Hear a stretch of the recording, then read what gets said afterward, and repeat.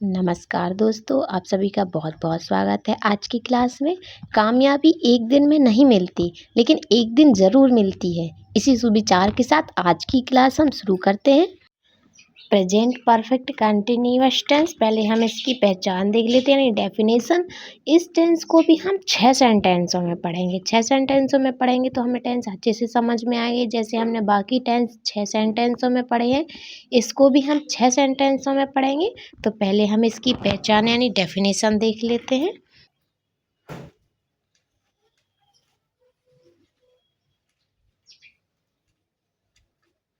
जिन वाक्यों के अंत में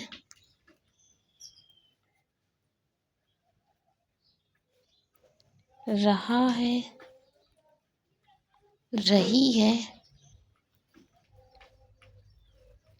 रहे हैं आदि शब्द हो,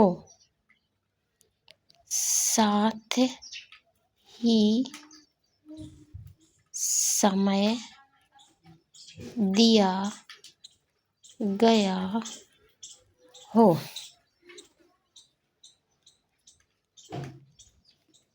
प्रेजेंट परफेक्ट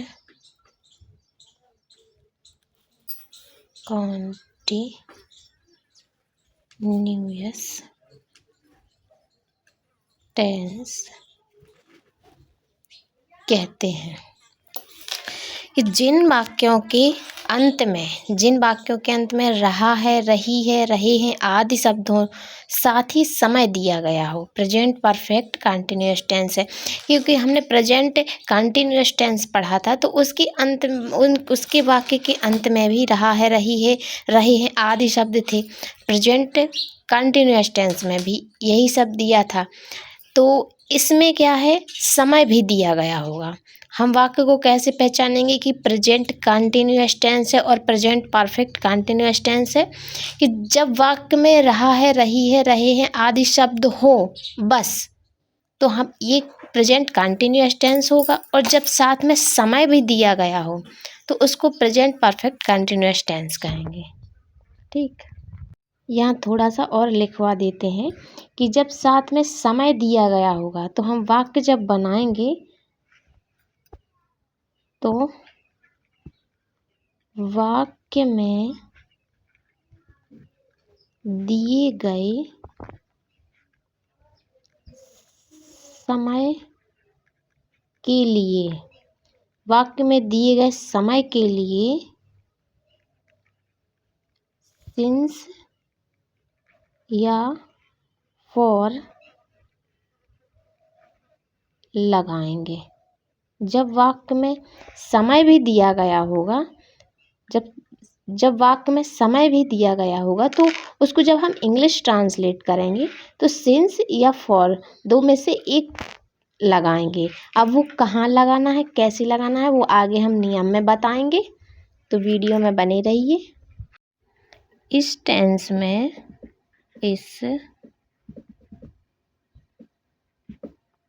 में दो सहायक क्रियाएं होती हैं।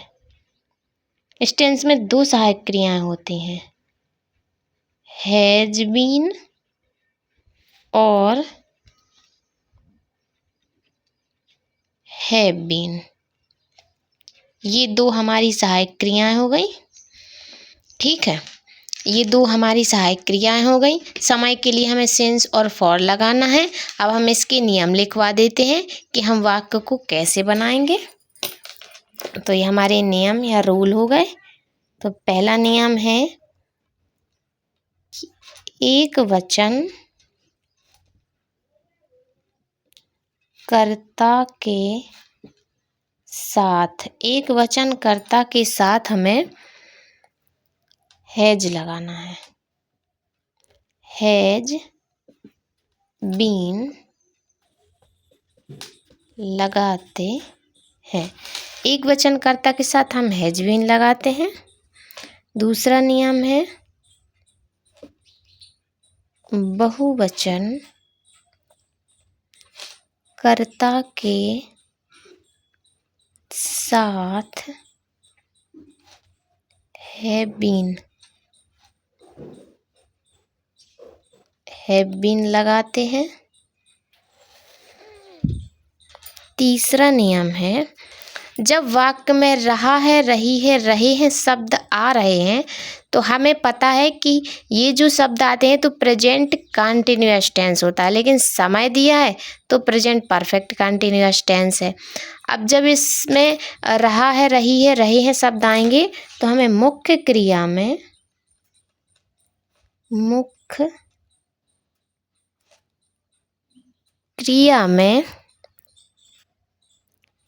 आईएनजी लगाते हैं। मुख्य क्रिया में आईएनजी लगाना है, ठीक है। मुख्य क्रिया में आईएनजी लगाते हैं। ये हमारा तीसरा नियम हो गया। चौथा नियम है 4th नंबर का कि जो हमने यहाँ पहचान में लिखवाया है कि वाक्य में दिए गए समय के लिए सिंस और फॉर लगाएंगे, ठीक है। तो सिंस और फॉर हमें कहाँ लगाना है? तो जब निश्चित समय हो, निश्चित समय के लिए, निश्चित समय के लिए हमें सिंस लगाना है।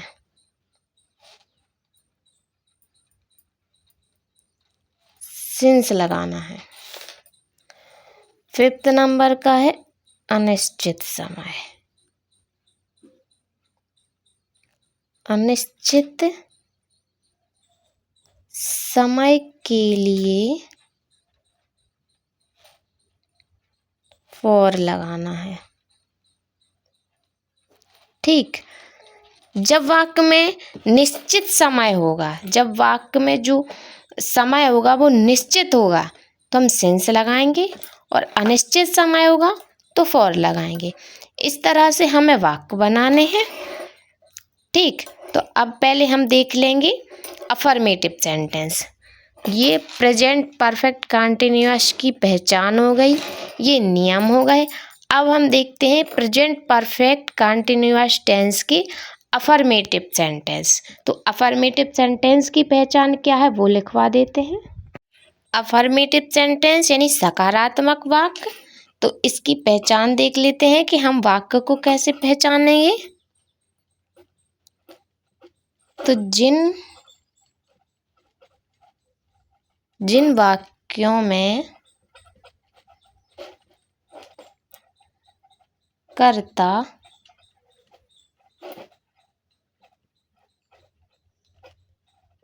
मुख्य क्रिया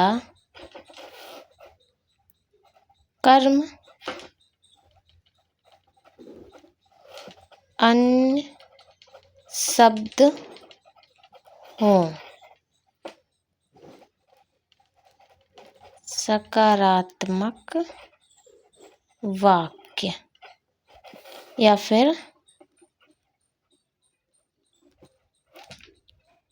अफर्मेटिव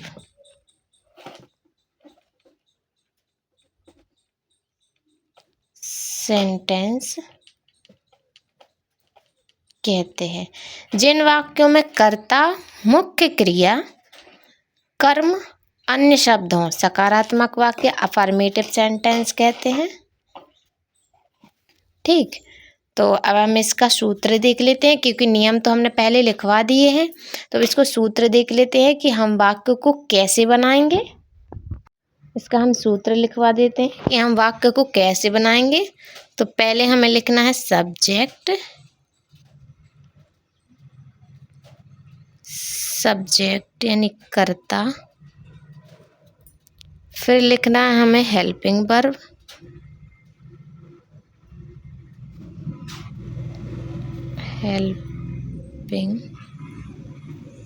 हेल्पिंग वर्ब यानी सहायक क्रिया। फिर लिखना है हमें मेन वर्ब, मेन वर्ब यानी मुख्य क्रिया। मुख्य क्रिया, मुख्य क्रिया में हमें लिखना है आईएनजी, तो प्लस आईएनजी, ठीक, आईएनजी। उसके बाद लिखना है ऑब्जेक्ट, ऑब्जेक्ट यानी कर्म। फिर लिखना है समय के लिए हमने लिखवा है निश्चित समय के लिए सिंस और अनिश्चित समय के लिए फॉर। फिर लिखना है हमें सिंस या फॉर, ठीक है। फिर लिखना है टाइम।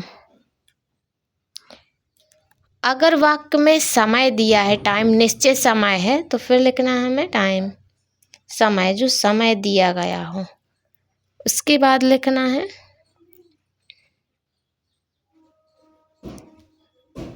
अदर वर्ड यानी अन्य शब्द, जो बाकी शब्द बचेंगे वो यहाँ लिखेंगे, ठीक। ये हमारा फॉर्मूला हो गया, सूत्र, मेथड, फॉर्मूला कुछ भी कह सकते हैं। इसको देख के हम वाक्य बनाएंगे। तो चलिए एक दो एग्जाम्पल भी देख लेते हैं ताकि हमें सेंटेंस टेंस अच्छे से समझ में आ सके। फर्स्ट एग्जाम्पल है, वह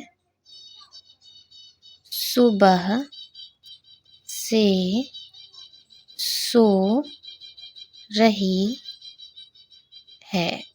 इस साधारण वाक्य, वह सुबह से सो रही है, इसको हम इंग्लिश ट्रांसलेट करते हैं। पहले हमें लिखना है कर्ता, जैसे हमने जो सूत्र फॉर्मूला लिखवाया है उसको देख के हमें बनाना है। तो पहले हमें लिखना है कर्ता, कर्ता है हमारा वह, तो आएगा ही।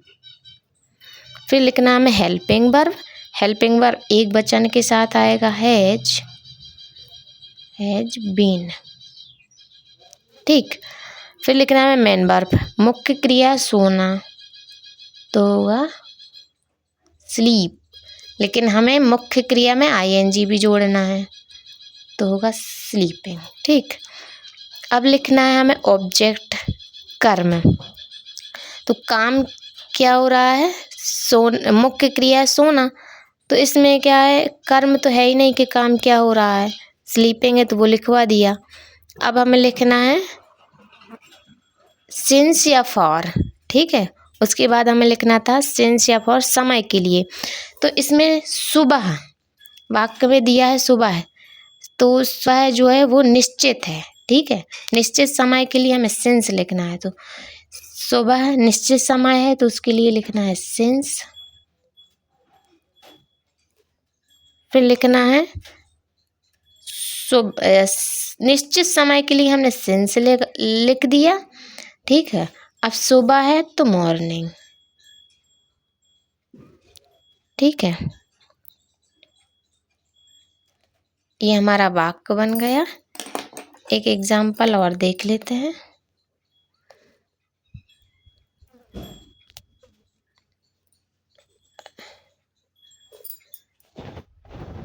एग्जाम्पल और देख लेते हैं। दीपक 2 दिन से विद्यालय